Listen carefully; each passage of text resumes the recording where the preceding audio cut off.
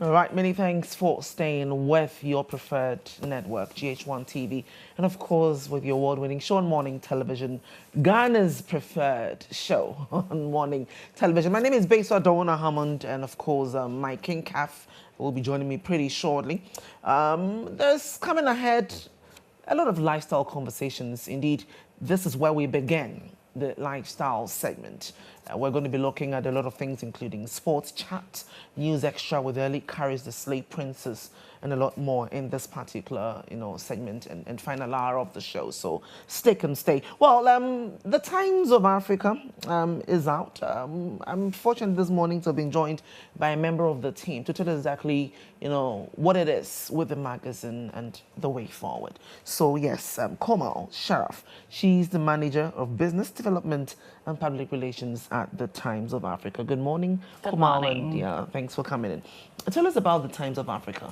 Okay, so Times of Africa actually an international business magazine, which basically aspires, to put Africa into entire the world. So basically, we try to, make our readership to know what about happenings and opportunities and happenings across entire African content through our magazine. When did this start? They start, I guess, in the 2009. It's more than 8 years for us, 9 years for us, and then from past 9 years we are doing so good. Wow.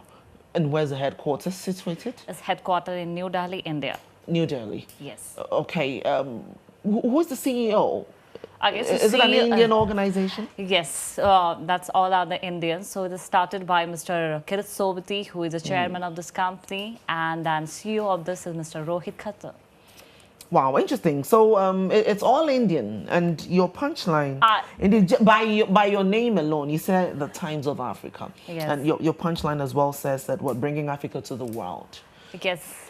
Exactly what do you mean by this? Basically, we know that there are much to do in Africa, right? Africa is a rich in continent in terms of human resources, which is not exactly fully explored. So through our magazine, we tell other people, we are saying to India and other country to come in Africa, explore Africa and utilize that. So basically, we try to bring the technology which are good enough, which are easy and simple to use, and bring it in Africa, and then utilize it as much as we can do so that other countries could be benefited, and also this country could be benefited, right? So that will be a win-win situation for both of the country. So Times of Africa seeks to help us as Africans to tell the African story. Exactly. Really? Okay. Share with us some of those countries that you circulate. Yes. And which countries do you sell? Look, we are exactly in entire African continent. So you know that Africa has so many. Yes, in Africa continent, but we do have our own overseas office. Just name a few. That's Burkina Faso, Kenya, Cameroon, Senegal, DR Congo. So we are present. We are our own presence there. And apart from the other country, we have correspondents. We are always there. We have a media partner who work for us, circulate our magazine, and we just get to know so many things and happenings there, and then we put it. And that's how we are working. And that's how we are in entire Africa. I mean, like every other publication, I'm sure you have your target markets. Yes. Who are your target readers? Basically, when we have started this magazine, right, the target market is, we are focused on the agriculture side, we are focused on the healthcare and the youth employment side. Why those areas? This is something and is big. Because where we are finding that, Africa is actually lacking, when you go to, finding the need of African, countries, and then you find there's all the need is similar in all the African country, right? So where we find there can be lot can be done if we bring some technology, let's see from India, and then we come here and then see the opportunity and then explore the market, put in their technology and then make them relevant. So that's how we have come up with it, bringing Africa to world. So that can be we find it that could be in a way to to let other people know to come here, explore Africa, and do the things which you can do, which can be a win-win situation for the both of the country, and that can help to both of the country to grow together. Wow, it's been 9 years. How impactful has this message been? From past 9 years, we are actually Your really achievements, if you yes, like. we have really done so good. From the past 9 years, just name the few. We have done so many, a special addition for the countries where the country has, the president has told us, or the consulates has told us to make something for them. So if we're taking the name, then we can take the Rwanda, Tanzania, Kenya, where we have done some special addition. We are in 2015, we were the part of authorized media partner for, India-Africa Summit. Then the BRICS happened recently, and we were the media partner for the BRICS too. And apart from that, we have got so many excellence awards from the head of that particular country, president. Maybe if you can take the name, just name a few. That's the Zambia, and then Kenya, then DR Congo, Guyana. That's all other names.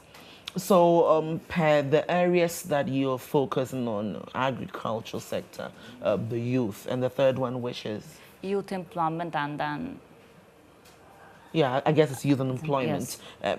How has the publications impacted in those areas in the African region? Okay, so basically every month we have a certain edition which is a cover story, right? And every month our content is actually divided into so many parts, where we have a spotlight country, where we have a sectorial analysis, and then where we have a art, agriculture, and art and everything, right? So basically through that we have a team, entire team across the African continent. They all talk within a month, 15 days.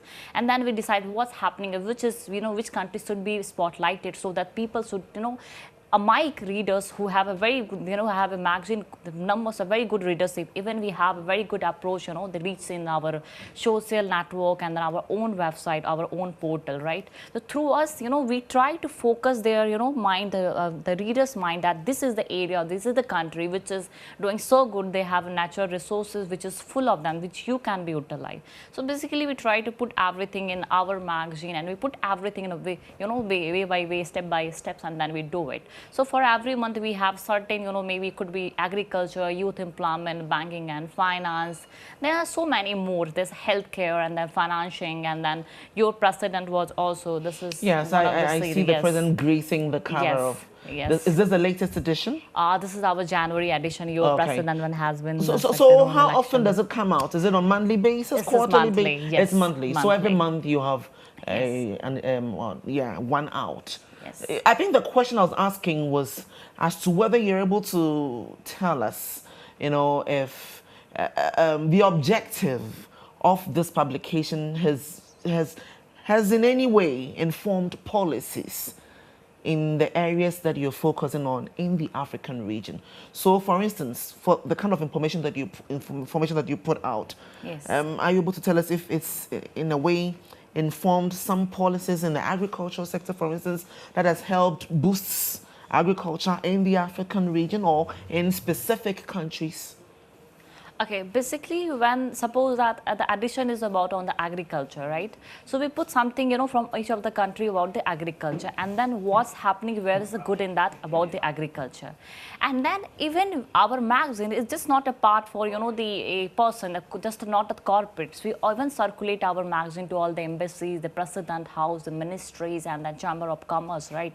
These people are actually the policy maker, right? And then you write something about them, and then suppose that you're writing something about Ghana agriculture policy that has been changed, and now the Ghana government says that we are looking for some good technology to be brought in here so that we can utilize and right. Then our people can be trained, and then we are giving this magazine to the president house, ministry house in India also, and also the big investor and the corporate house, and they are now looking it, right? So definitely they are finding that there is in Ghana there is a requirement, and we can go there and approach them, and so that how they can meet together and they can do something. So this basically helps to getting people on board, and then getting doing things together. So you're achieving results. Just before I let you go though, where can I pick up a copy of this magazine? In Ghana, basically, we have approached our magazine to the Kingdom Books, which is in a stationery shop, and there's a big stationery shop in Ghana. And then we have picked in the Allied World Petrol Bunk. And then even in Ghana, we have all about all the hotels, which is the big hotels here in Ghana. And then we are trying to, explore the more and more markets. Even some of the street vendors are working for us. All right. Well, Komal, I'll have to let you go. This all time will allow us. Thank you once again. Thank you so much. And all the best. Thank you. Okay. All right. So Komal, she's manager of business development and public relations at the Times of Africa office, where they say that they're bringing Africa to the world.